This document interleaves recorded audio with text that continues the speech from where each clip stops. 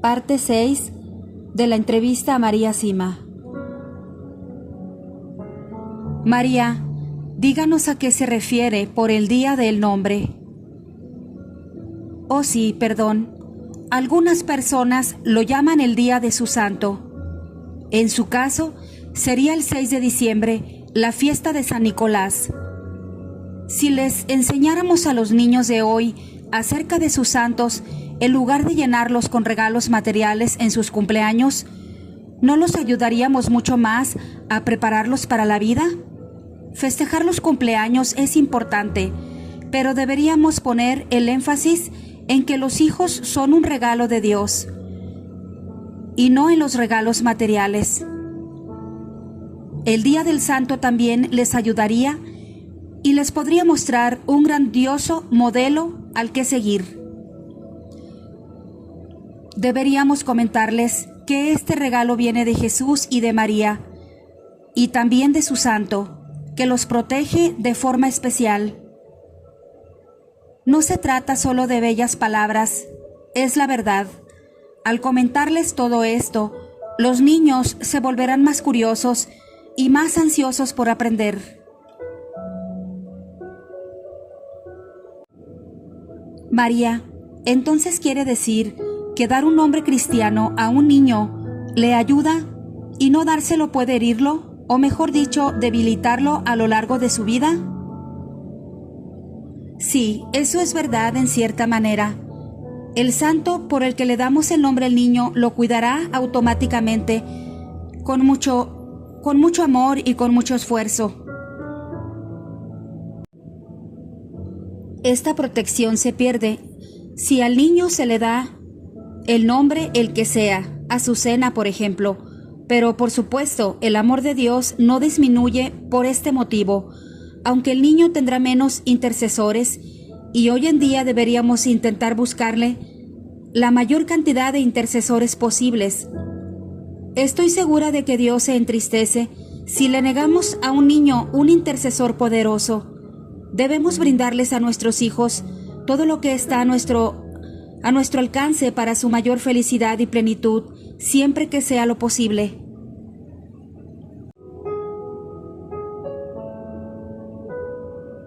María, ¿le han comentado las almas del purgatorio algo que no les gusta de las misas y que las entristece? Oh, sí. El así llamado signo de la paz y agarrarse de las manos durante el Padre Nuestro son dos ejemplos. Tienen lugar justo después de la consagración, precisamente cuando deberíamos estar concentrándonos solamente en el Señor. Es entonces cuando Jesús se encuentra más cerca de nosotros, y es entonces cuando todos nos dispersamos, buscando a quien saludar, en lugar de quedarnos en oración profunda con Él, sin interrupciones, sin distraernos con alguien a quien casi no conocemos. Es como traer los rituales sociales dentro de la iglesia, en lugar de acercar a Jesús más profundamente a los fieles. Digo, alguien a quien casi no conocemos, para que no bajemos la guardia. Son precisamente los lugares más sagrados donde más se infiltran los seguidores de Satanás. Y el contacto físico fortalece enormemente las maldiciones que desparraman. Qué felices se siente cuando toman de las manos o incluso abrazan a los fieles justo cuando se han distraído de la presencia de Jesús. El peligro acecha, generalmente, detrás de una falsa familiaridad o una unidad forzada. Esta forma de proceder, combinada con la falta de confesión, hace que las misas de hoy en día sean una casa fructífera para quienes han elegido atormentar a los seguidores de Cristo. Debemos rezar el Padre Nuestro solamente con quien nos dio la mayor todas las oraciones, e ir a saludar y dar la mano fuera más tarde, cuando tengamos tiempo y podamos elegir con quién hacerlo. Ser una verdadera persona de oración y prudente no implica no ser sociable o tener prejuicios. Y también está el aplauso, por supuesto, que es lo peor de todo. Las parroquias son para rezar. Jesús se encuentra en el tabernáculo y nos tomamos tiempo para aplaudir simplemente a otros hombres por haber dicho algo o haber hecho algo que es simpático, correcto o con fuerza. No. Al aplaudir ponemos en peligro al sacerdote o a quien dijo esa frase simpática y elevamos su ego en lugar de ayudarlo en su humilde misión de acercarnos a Jesús. Esto está mal. Está en contra de la devoción que debemos enseñar a todos y en especial a los jóvenes en la actualidad. Todos los jóvenes se cogen de las manos y aplauden en la escuela y debemos mostrarles que las parroquias no solamente para encontrarnos con Dios Padre, Dios Hijo, Dios Espíritu Santo, Jesús y María, para nada más.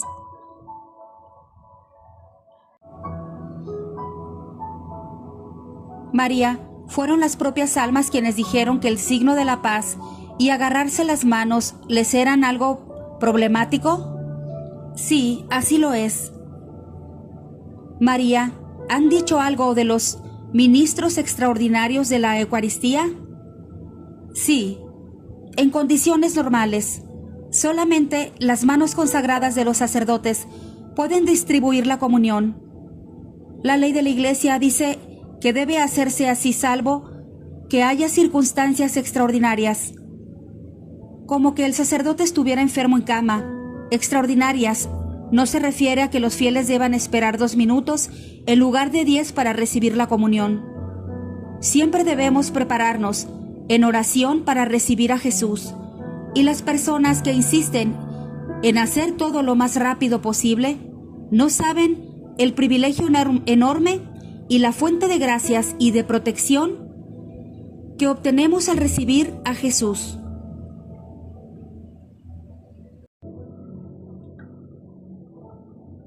No hace mucho falleció una mujer que solía repartir la comunión y que había inducido a muchas otras mujeres a que obraran mal. Yo no la conocía muy bien, pero había oído hablar mucho de ella antes del funeral. El ataúd estaba abierto para que la familia y los amigos pudieran despedirse. En el momento previsto, se cerró el ataúd, pero antes de que hubiera transcurrido 1 hora, un pariente cercano llegó tarde y le pidió al sacerdote que por favor lo abriera brevemente para poder despedirse de la difunta al igual que el resto. El sacerdote accedió y con 1 o 2 personas presentes levantó la tapa y miró dentro. Fueron testigos de algo que no era lo que habían visto un rato antes. Las manos de la mujer se habían vuelto de color negro. Este signo, para mí como para el resto, fue una confirmación de Dios de que las manos más consagradas no pueden distribuir a Jesús durante la comunión. Por otro lado, el llamado altar del pueblo también es algo que deleita a Satanás. Jesús presente en el tabernáculo debería estar siempre en el centro de la iglesia. Al dar la vuelta al altar sucedieron varias cosas. Para empezar, la concentración de los fieles en Jesús se disipó por tener ahora la cara del sacerdote entre medias, y la cara, como todo el mundo sabe, es el punto de comunicación más fuerte entre las personas. Solamente durante la homilía deberían concentrarse los fieles en el párroco, en su palabra y en su rostro. Al dar la vuelta al altar se dejó Jesús en un lugar secundario, lo que dio como resultado el que se lo dejará a un costado y luego, por último, como sucede hoy en día en muchas iglesias, totalmente separado, en un ala distinta o hasta en una habitación totalmente separada. Precisamente esto es lo que Satanás tenía en mente desde el principio: deshacerse de Jesús. María, hay otros casos de revelaciones privadas en los que también se han expresado quejas sobre estos asuntos similares a los que las almas le han dicho. Sí, así es. Una aparición mariana que me comentó alguien de confianza confirma ciertamente lo que las almas dicen. Esta aparición tuvo lugar durante el transcurso de una misa, algunos minutos después de la consagración. Nuestra madre se le apareció a la vidente, que se encontraba ahí como lo hace habitualmente. Sin embargo, en esta oportunidad no rezó ni habló con la vidente y desapareció segundos después de bendecir al pequeño grupo. Cuando las demás personas presentes le preguntaron por qué había ocurrido todo tan rápido, su respuesta, con un movimiento de la mano, fue: porque Jesús estaba parado allí. Entonces, si nuestra madre no cree que sea apropiado comunicarse con alguien mientras nuestro Señor está presente en cuerpo y sangre, ¿cómo se atreve alguien a interrumpir nuestra comunicación con Él? Y recientemente se ha publicado que distribuir la comunión en la mano era la cuarta advertencia dada a la religiosa que vio a nuestra madre en Akita, Japón. Escuchar esto me puso muy contenta. María, en su opinión, ¿cada cuánto deberíamos asistir a misa? Todos los días. ¿Se sorprende? No se sorprenda. Para acercarnos más a Dios, debemos primero buscar tiempo para Él con un poco de disciplina. ¿No nos regaló Él la vida y el tiempo? Entonces, ¿tanto nos cuesta devolverle una parte de cada día a cambio? Sé que la sociedad actual nos tiene a todos programados para correr de un lado a otro con innumerables excusas para negar lo que necesita el tercio de nuestro ser, que consiste en lo espiritual. El hombre necesita alimento, tanto para su cuerpo como para su mente y para su vida espiritual.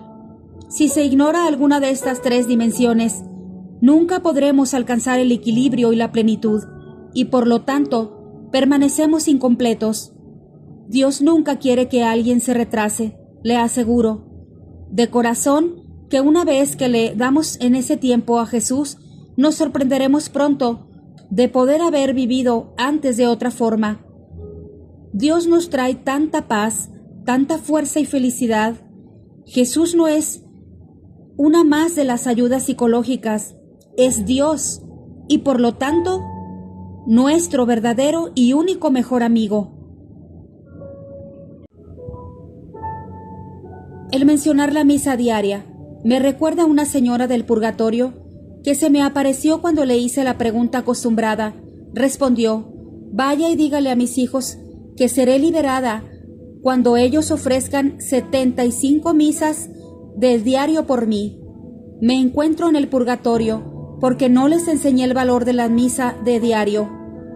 Entonces me comuniqué con esta familia y les dije lo que su madre me había dicho.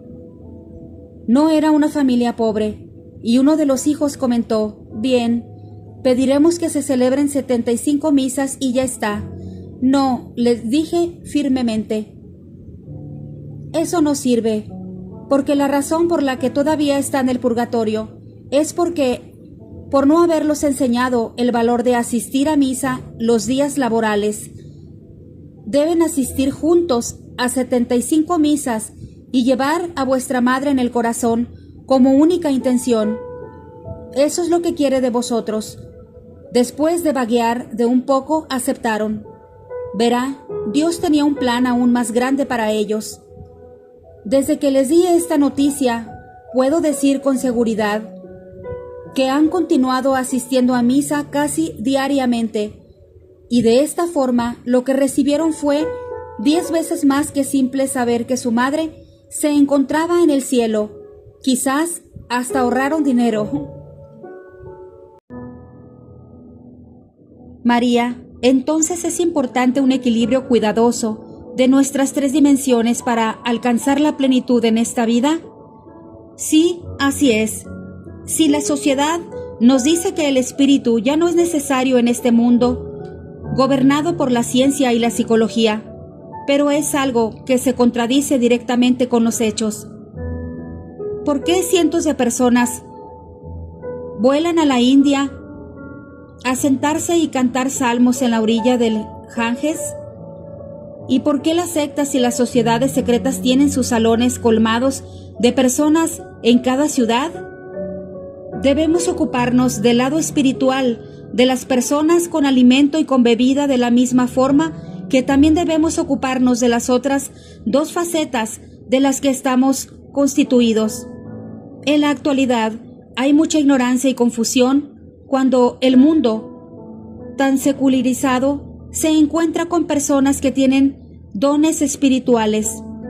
No hay problema en aceptar a las personas físicamente dotadas y de hecho se les llama de dinero y se les entroniza, especialmente a los ojos de los jóvenes. Luego están las personas mentalmente superdotadas, que usan sus dotes en favor de las masas. Y cuando aparece una persona espiritualmente dotada, el mundo se confunde muy fácilmente, porque en este caso se necesita aún más discernimiento y amor para saber si proviene o no de Dios. La mayoría de las personas han oído hablar, al menos, que los poseídos por el demonio logran en ocasiones una fuerza física enorme y grandes habilidades. No muchos saben que Satanás era el más inteligente de todos los ángeles y que pueden fácilmente, por lo tanto, unir sus fuerzas con aquellas personas a quienes el mundo de hoy reconoce como a las más inteligentes, y cuando se da el caso de una persona con unos especiales y delicados signos espirituales, muchas veces le regalamos a un manicomio, excepto en el caso de que ofrezca lo que a nosotros tanto nos gusta, como por ejemplo éxito, dinero, poder, amor falso y demás. Cuando buscamos quiénes son los más queridos y a los que de verdad se les respeta, veremos que siempre se trata de aquellos que acompañan sus dones especiales con humildad, porque han sabido reconocer que lo que tienen es solamente un regalo de Dios, y que por lo tanto son meros vehículos de su grandeza. La persona dotada físicamente también debe ocuparse de su mente y de su alma, así como quienes recibieron una inteligencia elevada deben ciertamente ocuparse de su cuerpo y de su alma. Por lo tanto, las personas dotadas espiritualmente también deben ocuparse de su parte física y mental. Dios siempre quiere que haya humildad y equilibrio en todo lo que hacemos. El equilibrio es muy importante. La Santa Misa es el lugar en donde se une en forma perfecta estas tres dimensiones: la verdadera presencia de Jesús para el alma, la palabra y otras enseñanzas para la mente, y el pan y el vino para el cuerpo.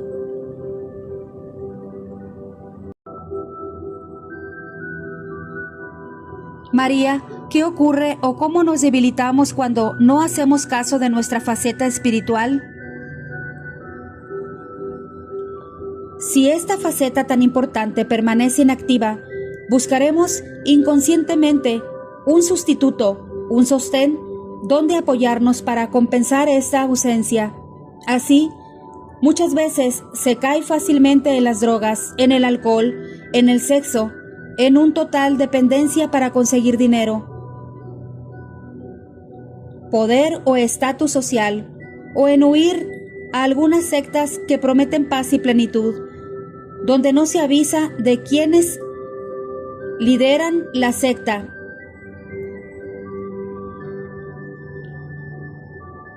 Y están en comunión con los espíritus malignos. María y la misa es lo mejor. ¿Llena esta necesidad más que cualquier otra cosa? Sin duda, la misa es la forma más poderosa que tenemos de alcanzar a Dios. Es la oración más poderosa que nos ha dado Dios. Su amor por nosotros, todo su sacrificio por nosotros, se hace vivo a través de la misa, en formas que no podemos imaginar. María, ¿qué es entonces lo más acertado que podemos hacer por las almas difuntas cuando se trata de ofrecer una misa por ellas? Lo más rápido es contentarnos con un pequeño ofrecimiento y que el sacerdote lo anote en su libro de intenciones. Es mucho mejor. y hay pruebas que evidencian que se dan más purificaciones y liberaciones cuando un familiar o un amigo cercano acude como penitente. Asistir a la misa por el difunto. Lo mejor para ayudar a las almas es pedir que se anote el nombre del difunto en el libro de intenciones y que alguien esté presente para que interceda por él. Esta es la forma más completa, la más precisa, la más pura y la más afectuosa de todas. En cuanto al hecho de escribir su nombre en el libro de intenciones, lo mejor sería que solamente pidiéramos por un solo nombre en cada misa. Sé que hoy en día, debido a la gran falta de sacerdotes y por lo tanto de misas, a veces es casi imposible. Lo más usual, en la actualidad, es inscribir unos 3 nombres, pero entonces, ¿cuál es la diferencia con anotar 30 nombres por misa? En especial hoy, que las parroquias necesitan tantos de fondos, debería ser un solo nombre. Yo encargo las misas en el monasterio Carmelita de Fátima, que no solo me aseguran que solo piden por una sola persona en cada misa, sino que también tienen una gran necesidad de fondos. Si queremos hacerlo bien, hay que recordar que el tiempo y el espacio no juegan ningún papel. Por tanto, no es necesario asistir a la misa que se encargó por aquella persona. Si tenemos presente este dato, podremos evitar muchos conflictos a causa del calendario o aliviar los inconvenientes de los desplazamientos. Cuando se trata de tiempo y espacio, hay que tener presente que Dios es Dios. He visto en muchos casos que las purificaciones ocurrían mucho antes de que se celebraran las misas. Con esto no solo me refiero a liberaciones de almas del purgatorio al cielo, sino también a cargas entre las personas vivas que desaparecían cuando quedó acordada la necesidad de la misa. Dios en esos casos sabe que la intención es buena y que se hará después, y Él nunca quiere hacer sufrir a alguien un minuto más de lo necesario. María, ¿puede contarme de algún incidente en donde el alma le haya manifestado claramente que asistir a misa extras por ellas es necesario y bueno? Sí, conocí a una muchacha joven que deseaba hacer más por las almas, y cuando le preguntó a su madre qué podría hacer, ésta le sugirió que asistiera a 2 misas los domingos en lugar de una. Así lo hizo durante un tiempo, pero poco después el párroco notó que estaba asistiendo a 2 misas los domingos y le preguntó por qué lo hacía. La joven contestó que lo hacía por las almas. El párroco no entendió la respuesta y hasta le dijo que la segunda misa no era válida y que estaba perdiendo el tiempo. Descorazonada y sorprendida, la mujer dejó de hacer lo que había empezado. Luego al poco tiempo murió y el párroco se le apareció a esta muchacha desde el purgatorio y le dijo que no sería liberada hasta que ella asistiera a todas las misas que él le había impedido por haberla aconsejado tan mal. Habrá muchas personas que se lamentarán mucho en un futuro por haber dado consejos de este tipo, tan comunes hoy en día. María, díganos, hace poco mencionó el mundo de la ciencia. ¿Le han dicho algo las benditas ánimas del purgatorio que, por así decirlo, corrija algo que los científicos de hoy en día sostienen como verdadero? En este momento solo puedo pensar en un caso.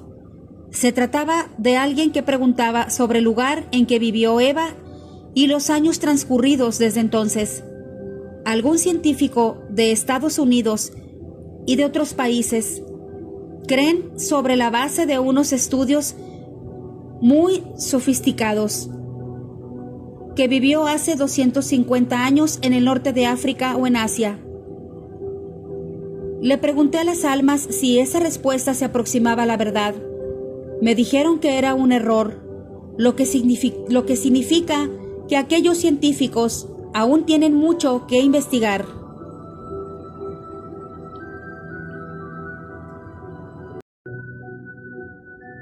Los santos.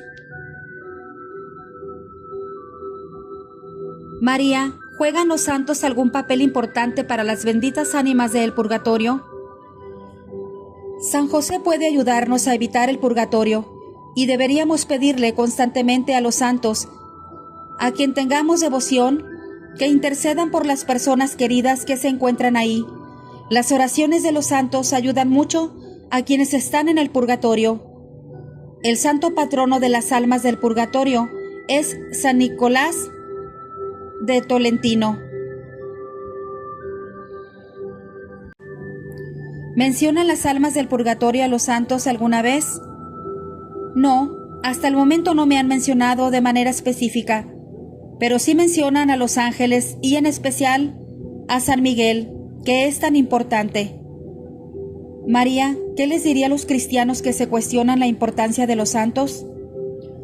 Les diría que ignorarlos es una pérdida inmensa. Si leemos sobre su vida y sobre lo que hicieron, fortalecemos nuestra fe. Muchas historias de santos hacen que los libros contemporáneos de cualquier tipo parezcan ridículos, se lo aseguro. Dios tiene buenas razones para darnos a los santos. Es muy necesario y fructífero pedir su intercesión por nosotros o por otras personas. Si nos apoyamos en ellos, contaremos con unos abogados poderosos cuando nos encontremos ante el trono de Dios.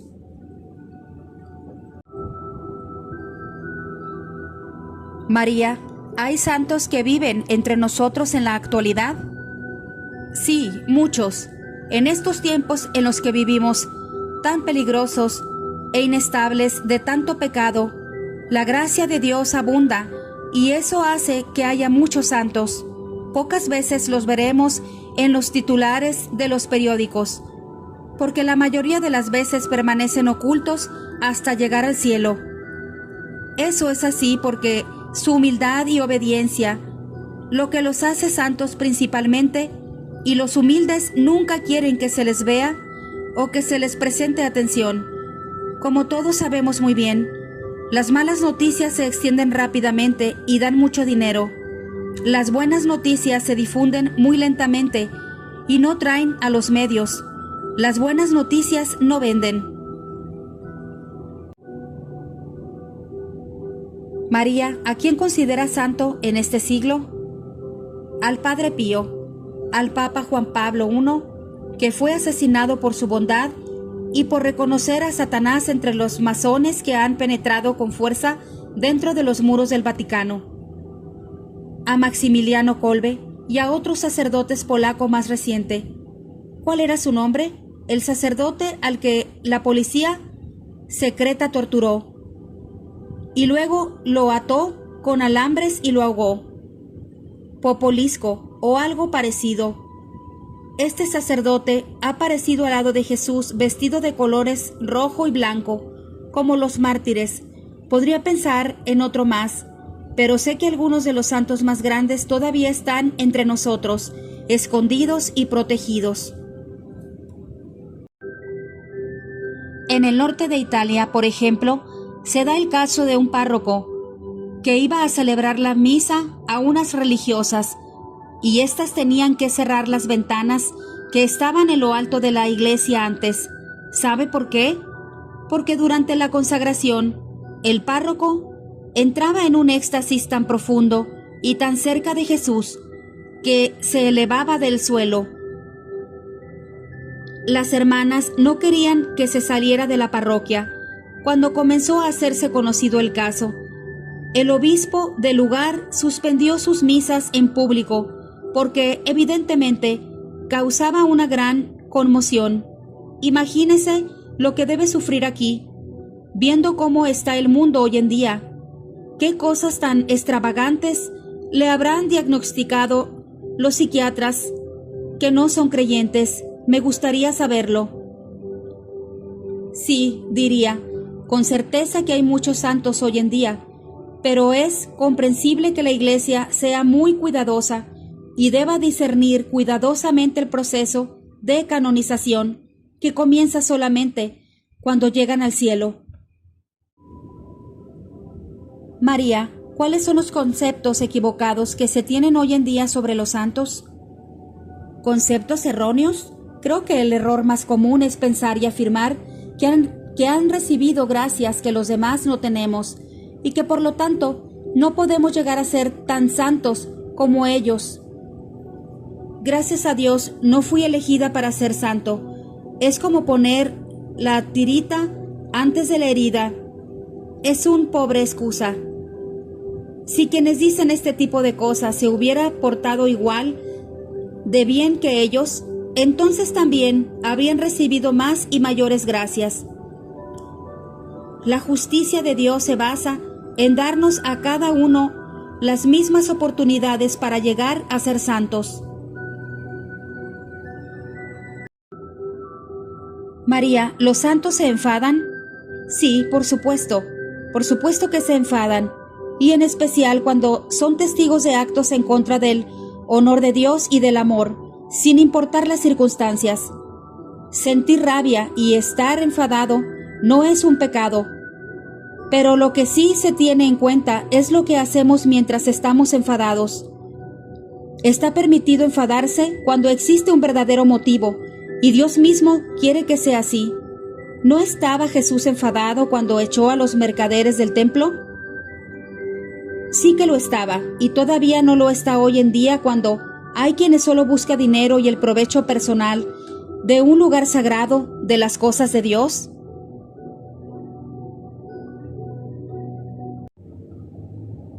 María, teniendo en cuenta que efectivamente todos los santos son diferentes entre sí, ¿cuáles son, en su opinión, los rasgos de personalidad más comunes entre ellos, aparte de la humildad? Aman a todas las personas, sin importarles quiénes sean. Ven el bien en todos, perdonan a todos y están dispuestos a hacer cualquier cosa por Dios y por cualquiera de sus seguidores, sin importar las dificultades. También me gustaría aclarar que los santos siempre parecen tener un respeto especialmente profundo y cariñoso por los jóvenes y los más ancianos. María, ¿cree que ha conocido personalmente algún santo? Sí, por ejemplo, una mujer que vive ahí abajo en el valle, en el pueblo, se encontraba postrada en cama desde hace un largo tiempo, con las piernas inválidas, y creo que en constante dolor, y cada vez que la visitaba estaba radiante. Entonces le pregunté cómo podía estar tan alegre todo el tiempo. Respondió que sabía que estaba salvando a muchas almas para Dios, y creí que era un privilegio poder hacer esto por él. Creo que fue una verdadera santa. María, ¿me podría decir los nombres de algunos santos que aún viven en la actualidad y que conozca usted? No, eso les traería un sufrimiento innecesario, los pondría en peligro y debilitaría su profunda humildad.